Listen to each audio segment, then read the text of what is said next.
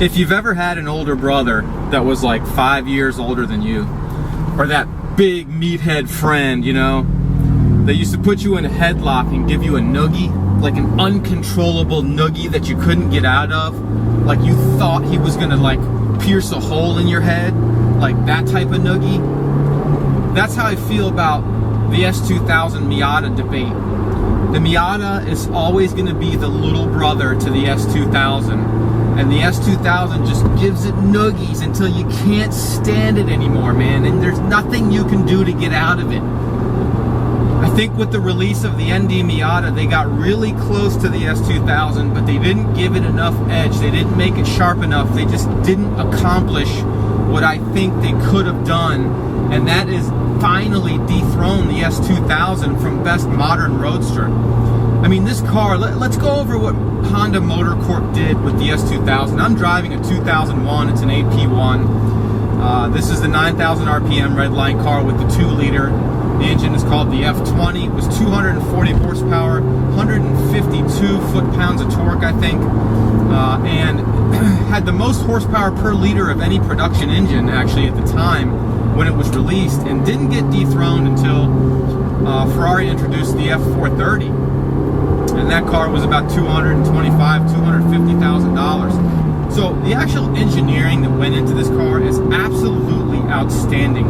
Not only could I make the argument that this is the best car for the money, and I think it's definitely the best car for the money. For $15,000 or $20,000, there is not a more focused sports car than the Honda S2000. But I could also make a case that it's one of the best cars ever, sports cars, of all time. 9,000 RPMs, 240 horsepower, most horsepower per liter of any car until Ferrari introduced the F430. The best shifter ever. I don't think there's any arguing that the Honda S2000 has the best manual transmission ever. Rifle bolt precision, so positive. The throws are so short, and they're not short and notchy. They're just, again, rifle bolt, man. I mean, you really got to drive this car like you absolutely hate it.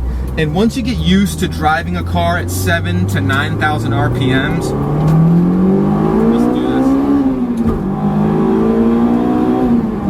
this. This car is ridiculous, man. So I daily drove an S2000 for 5 years. I put 126,000 miles on mine, and the car was faultless. I mean, literally, it was faultless. I never had any unscheduled maintenance. The only thing I did was a timing chain tensioner, and that was preventive maintenance.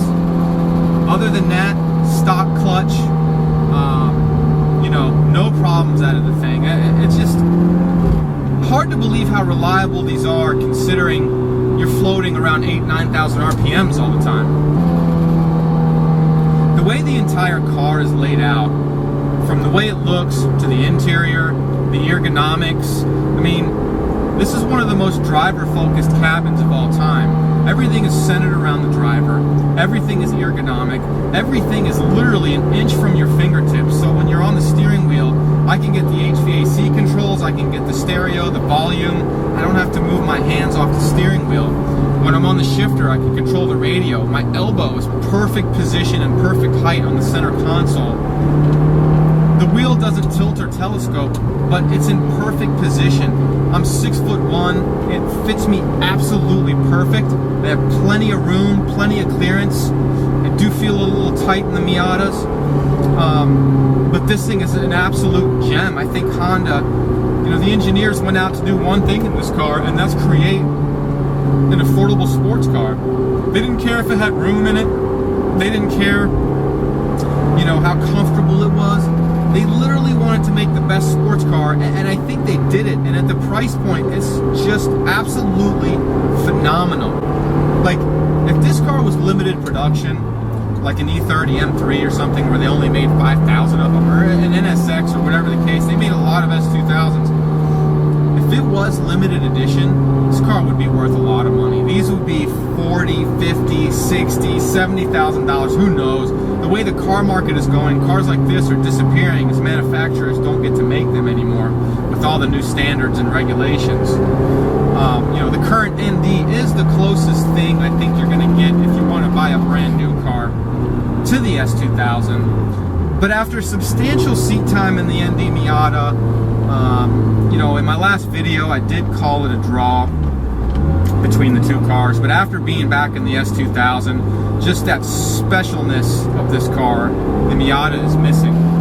I think if they gave it a better exhaust note and 30 or 40 more horsepower, it just would have been a lot more special. And I know the Miata is not a speed car, it's a momentum car, but for me it just needed a little more. And maybe when they come out the next generation Miata, it'll finally be better than an S2000. But until then, I just don't, I mean, it's really not even close. And if you're going to compare the F20 to the Skyactiv 2-liter that's in the Miata, it's not even close. I'm going to put this engine as one of the best engines ever produced. And the Skyactiv 2-liter in the Miata, it's really an uneventful motor. I mean, it's got a good, the torque is decent. Like, as far as usable torque, it's much better than the S2000, right? You really got to wind the S2000 out to use any of the torque that it has, and it only has 152 foot-pounds. But it's not a torque car. I never felt like in my car, I daily drove mine for 5 years, I never felt like I needed more torque. You just drive it differently. You become used to driving at high RPMs. It's like driving a motorcycle, but that adds to the character of the car. I think that adds to the whole driving experience of the S2000, winding it out 7, 8, 9,000 RPMs. In 2004, when they went to the AP2, they made some pretty substantial changes to this car, and that was the only time really anything happened to this car during the 8-year life cycle. They gave it a 2.2-liter engine, same horsepower output, 240.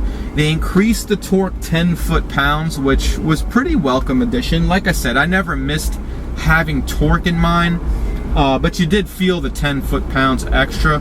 And they reduced the red line from 9,000 RPMs to 8,000 RPMs. A lot of body changes. The bumpers were different, 17-inch wheels versus 16-inch wheels. Really just depends what you like. I mean, I prefer the AP2 because I like what they did to the body. I like the bumpers. I like the bigger wheels. They tweaked the rear suspension.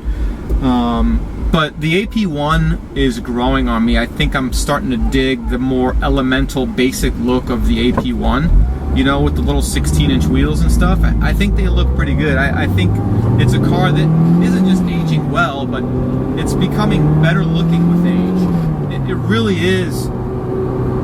It's just a special car, man. The big flares up front, the sleek body, it's low.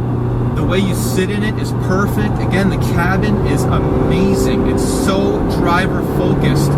And with this shifter, man, you know, I had the good fortune of driving some pretty amazing cars when I owned my S2000, right? Like I got to drive some awesome cars the last 5 or 6 years. Ferrari 430s. I drove a 430 Scud, a 599. I drove a bunch of Lambos, LP640, Gallardos.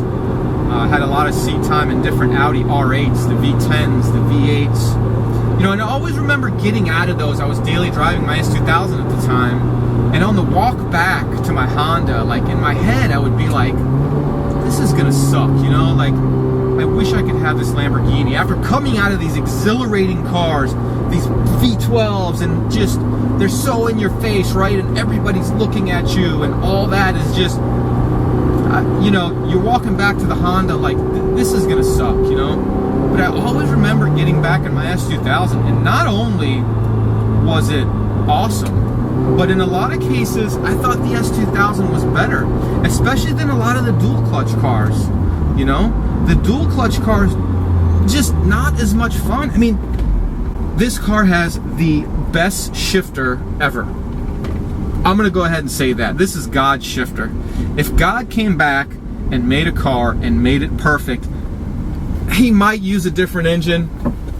He might have an Italian body, but he's definitely gonna pick the shifter out of the S2000. It is absolutely ridiculous. Icing on the cake is that these are reliable and efficient. And 30 miles a gallon on the highway. It's just amazing to me what the Honda engineers accomplished. I can't say anything bad about this car.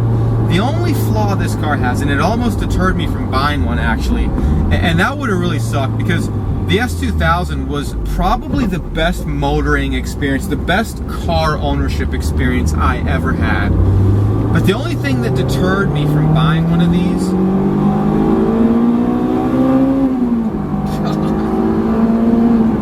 so much fun. The only thing that deterred me from buying one of these is the image. You know, I was gonna buy a Z3M because I thought, well, you know, I'm getting a little bit older. I was 35 years old at the time. Like, I don't want to be associated with the ricey crowd, you know what I mean? Luckily, I got past that. But this is probably the most ruined, like, bastardized car of all time. I think a lot of people glance over the S2000 because of that, especially people like in my age range. I'm 40 years old now. If I had never owned one, I probably still wouldn't realize just how amazing they are. Again, I'm definitely calling it the best value in the $15,000 to $20,000 sports car, no question. But not only that, man, I could really make a case and argue that it's the best car, one of the best cars ever made. Alright, I'm done ranting. If you guys haven't figured it out, go drive an S2000, especially if you're in the $15,000 to $25,000 range, you know? If you're gonna spend less, again, the answer is always Miata, but if you're gonna go 15 and up, do yourself a favor, go drive the S2000. It really is an engineering marvel. It really is a fabulous car. It's timeless. They're starting to appreciate right now, so you could drive one for 5 or 10 years and probably not lose any money. Just go do it. Alright guys, I'm out. Peace.